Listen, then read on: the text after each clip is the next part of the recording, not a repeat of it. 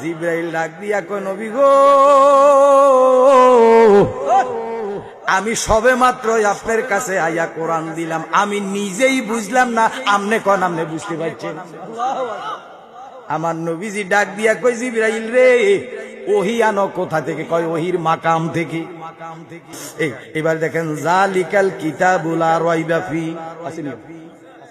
আপনারা যারা কোরআন শরীফ মক্তব শরীফে শিখছেন আপনারাও জানেন জালিকাল কিতাব, এই কিতাবের মধ্যে লা রাইবা ফি, কোন সন্দেহ কি আসেনি। কয় কি? আমার কথা কয় না। বলে কি? বলে কি? বলে কি? আচ্ছা এখন জিজ্ঞেস করতেন চাই, এই কোরআনের মধ্যে কোন সন্দেহ? বলে কি? আরো জোরে। একটা শব্দের দুইটা অর্থ, চারটা তাহাকিক।